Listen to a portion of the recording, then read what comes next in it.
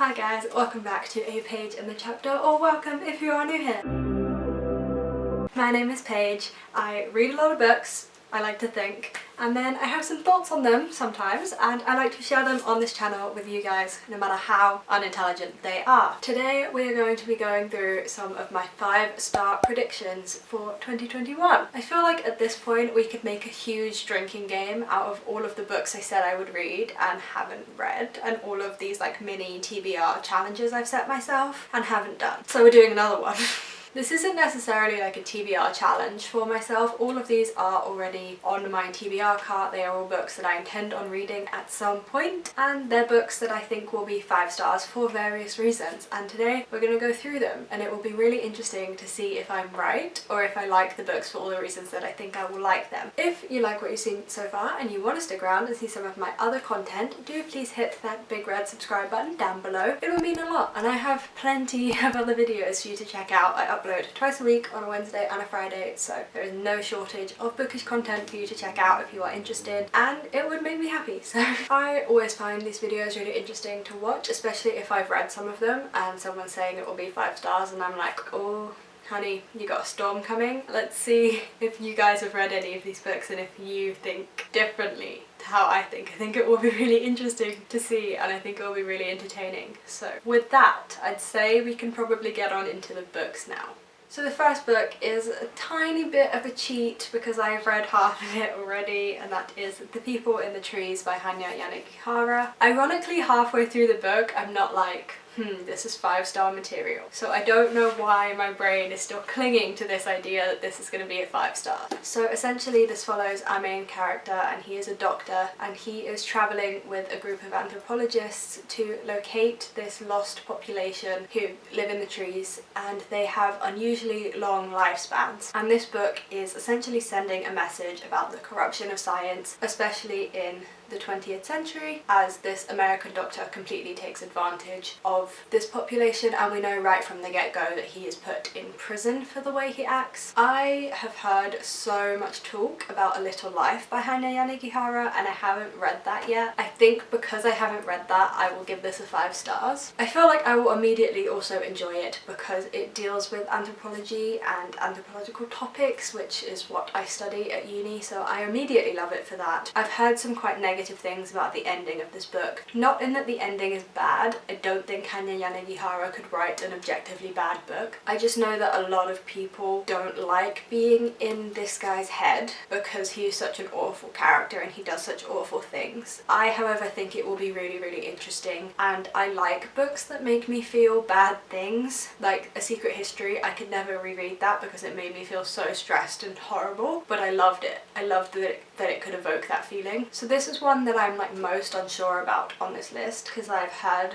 so many people say that they really didn't like it, but I think that the fact that it will evoke those emotions will make me give it 5 stars. And to get the other cheap one out the way, because again I'm halfway through it, is Royal Assassin by Robin Hobb. I've spoken a lot about the Farseer trilogy on this channel in recent months. I'm reading it for the first time right now and I'm really, really enjoying it. I have been feeling really slumpy at the moment, and I picked this book up and once again it just managed to pull me straight in. This series essentially follows Fitz, and he is the bastard of what was the heir to the throne, but upon discovering his existence, the heir then abdicated, and it is about Fitz being thrust into this royal court setting, having to navigate a court setting as a bastard who doesn't really fit in anywhere, and how he's kind of just a pawn for the throne, and it's about him learning, you know, to be the royal assassin. I feel like it's a little bit of a spoiler, but it is also the title of all of the books. So he essentially is training to become the assassin so that he remains useful to the crown, and they have no reason to think that he will try to take power from them, etc, etc. What I really, really love about this series is that court politics are real drivers of this plot, and I love in fantasy books when politics plays that role. I think it is so interesting to read. Another book that does it really well is the Mistborn trilogy. I was nervous about this book because when I was buying it, the guy at Waterstones told me that this has a much slower pace, and it does, but it does it well. You know, there was no reason for me to be nervous of a slower pace. I'm thinking this is going to be 5 stars, but also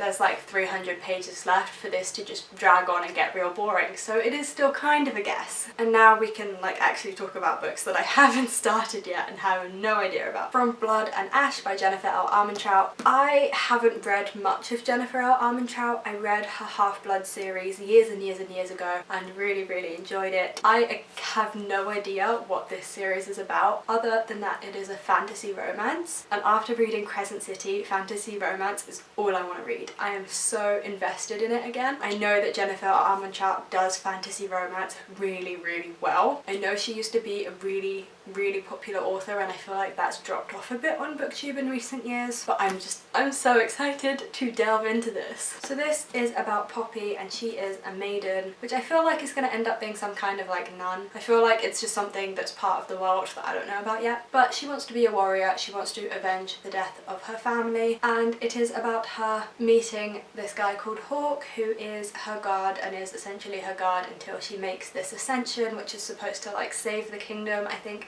I'm really not sure, and I don't want to know too much going in. I just know that it is a high fantasy with a big romance element, which I am loving right now, and so I just feel like this is going to be 5 stars. This is a strange one because it's a classic, and I very rarely give classics 5 stars. The only other classic I've given 5 stars is The Wizard of Oz. I think 1001 Nights might also be a 5 stars. So this is the very classic fairy tale of the woman who is forced to marry a king, and this king kills his brides all the time, or all his brides end up dead. There are so many different versions of this tale. I'm not 100% on which one this is, but essentially the main plot is that our main character keeps herself alive by every night she tells her husband these stories, and he becomes so invested in the stories and wants to keep hearing more that he keeps her alive. And I've read so many retellings of this story and never read the original, and I just think I'm really gonna love this. I'm pretty sure that Aladdin is based on one of the stories in here, or Aladdin has something to do with this story, and I'm really excited about it. I feel like it's just not even gonna feel like a classic. I'm just gonna really get into this and love it, and it's just so pretty. They did this one well. Next is a book that has been on my TBR for the longest time. It might be the oldest book on my TBR right now, and that is These Rebel Waves. I picked this up because it's a pirate book. We need more pirates in literature, please. I just want my pirate fiction. Why is no one else playing around with pirates more? They are such an interesting fictional person. They're not even fictional, but you know what I mean? Like, why is no one doing it? So this is a high fantasy that follows 3 perspectives. We have a pirate perspective, a soldier perspective, and a heretic perspective, and it is about them working together to find someone who is missing, and I'm assuming that's going to have a lot of political consequences. I do think that this is a YA, not an adult, so it probably won't be as strong on the politics, which I do really like in my fantasies, I won't lie. But I think this is just going to be a 5-star because I've never read pirates in books before, and I know I'm just going to enjoy the atmosphere of this book so much. The vibe of the blurb and just everything about this book gives me House of Salt and Sorrow vibes in terms of the atmosphere. I'm ready for it. I gave House of Salt and Sorrow 5 stars, and I think this is just really going to do it for me. I've been putting it off for so long, I don't know why, but I think when I finally get to it, I'm going to be so mad at myself for not reading it sooner. Next, we have A Curse So Dark and Lonely. I have heard mixed things about this book, but mainly positive more so than negative, and a lot of people on BookTube that I trust have said that this is really good, so I think I'm really going to enjoy it. All I know is that this is a Beauty and the Beast retelling, so it follows our prince, and he is cursed to live the autumn of his 18th birthday over and over and over again until someone falls in love with him. But I just think this is going to be great. I haven't read a Beauty and the Beast retelling since ACOTAR, and we all know that Sarah J Maas just let me down with that, so I really think that this is going to be good. I think it's going to fulfill all of my retelling wants, and it's pretty. Also, what I quite like about the sound of this book is Harper, our main female character, is from modern day Washington DC. So it's kind of like a parallel universes kind of thing where she just is from a modern setting and gets pulled into a fantasy one, which isn't something you typically see in retellings, and I'm excited to really see how that plays out. And finally, we have The Once and Future Witches by Alex E. Harrow. I have seen so many people read this book and really enjoy it, and I just never got round to picking it up until recently, and now that I own it, I'm so excited to get to it. So this is a historical fiction about these three sisters. I think it's a historical fiction. Anyway, it's about these three sisters and they go to Salem, and the women's movement that is going on in Salem they join, and then they kind of find that it's kind of being turned into a witches movement, I think. I must say, I'm not entirely clear on the plot. I do quite like to go into books not knowing very much, which I understand can make these videos very difficult. So these three sisters in Salem are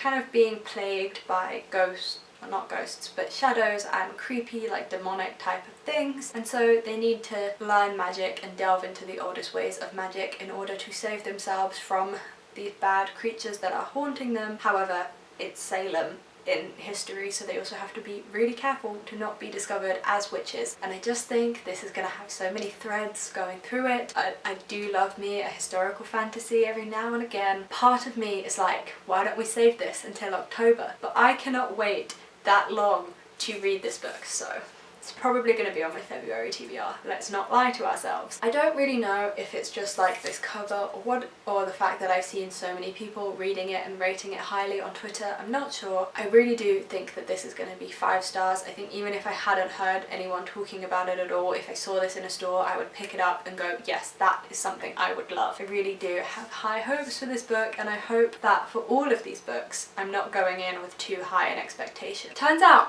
I forgot a prediction, because this one I do not own yet. And so my actual final 5-star prediction is Chain of Iron by Cassandra Clare. Now this is an interesting one because I very, very rarely rate second books in the series 5 stars. The only time it has ever happened is with Mistborn Book 2. I think usually second books in the series are quite meh. I am so involved in Cassandra Clare right now and her world, and I loved Chain of Gold so much, and I really think there was so much room to grow from Chain of Gold. I really do want to see how this main romance plotline for Cordelia plays out. I don't want to give any Chain of Gold spoilers in case people haven't read it yet, but if you know, you know. That is one of my favourite romance tropes, and I'm really excited to see it in a Cassandra Clare world because it's not something we've had from her before. There is plenty of room for it to let me down. As I said, I want it to be a 5-star, and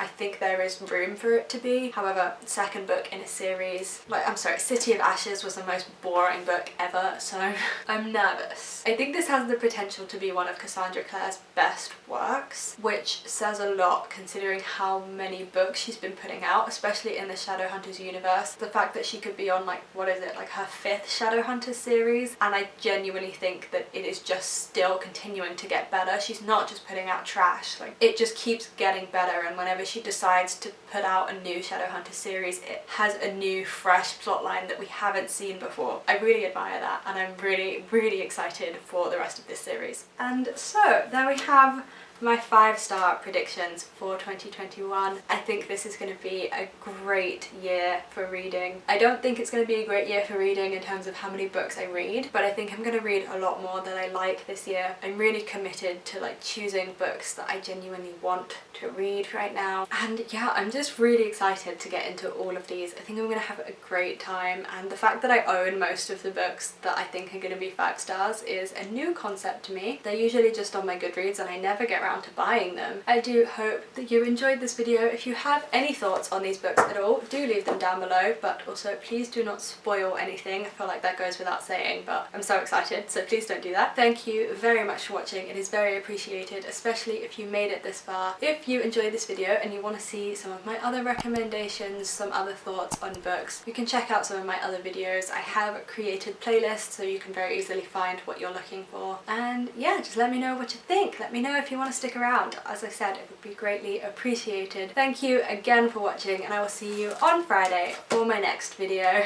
Bye guys.